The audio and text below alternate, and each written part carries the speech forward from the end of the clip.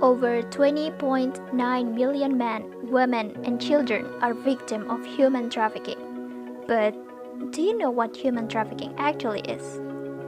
Perdagangan manusia adalah kegiatan pengangkutan, perekrutan, penampungan, pengiriman, pemindahan, atau penerimaan seseorang ke dalam situasi eksploitasi. Tawaran kerja tenaga kerja asing yang berujung kepada kekerasan seksual, layanan paksa, perbudakan, penipuan, dan penjebakan yang mengeksploitasi hingga perdagangan organ tubuh, itu semua adalah human trafficking.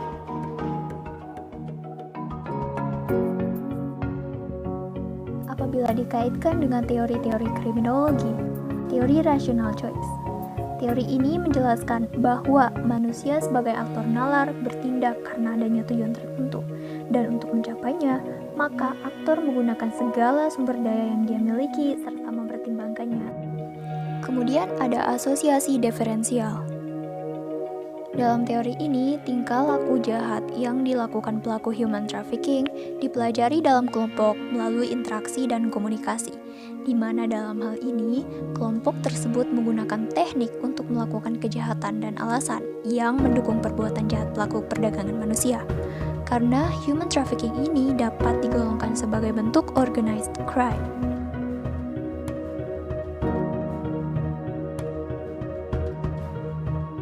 Teori selanjutnya ada teori anomi. Teori ini menyebutkan bahwa struktur dan kelas sosial menyebabkan perbedaan-perbedaan kesempatan mencapai tujuan. Keadaan-keadaan tersebut akan menimbulkan frustrasi di kalangan para warga yang tidak mempunyai kesempatan dalam mencapai tujuan. Misalnya inovasi. Inovasi adalah keadaan di mana tujuan diakui dan dipelihara, tapi mereka mengubah cara untuk mencapai tujuan tersebut. Contohnya dalam kasus ini, ingin memiliki uang yang banyak, tapi dengan cara menjadi pelaku human trafficking, bukan sebagai investor.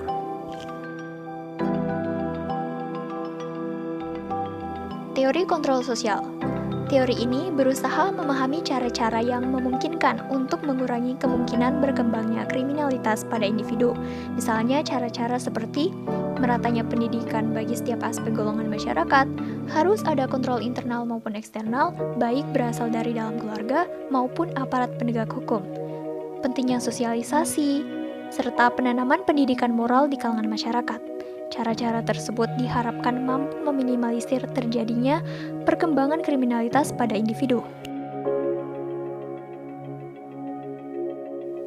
Faktor-faktor yang membuat seseorang rentan terhadap trafficking seperti kemiskinan, pendidikan rendah, pengangguran, migrasi keluar desa dan keluar negeri, ketahanan keluarga yang rapuh, konsumerisme, penegakan hukum yang masih lemah, serta kesadaran masyarakat dan pemerintah tentang trafficking yang belum memadai, maka dapat ditarik kesimpulan bahwa dibutuhkan kerjasama antara semua elemen masyarakat, antar masyarakat, dan aparat penegak hukum.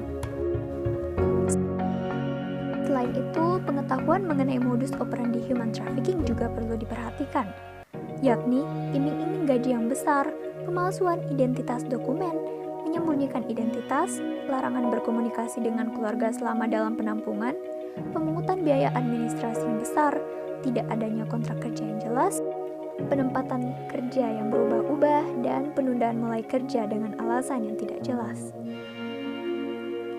Mungkin ungkapan pengetahuanmu melindungimu dapat berlaku untuk situasi ini, di mana pengetahuanmu sendirilah yang akan melindungi dan mencegahmu dari kondisi yang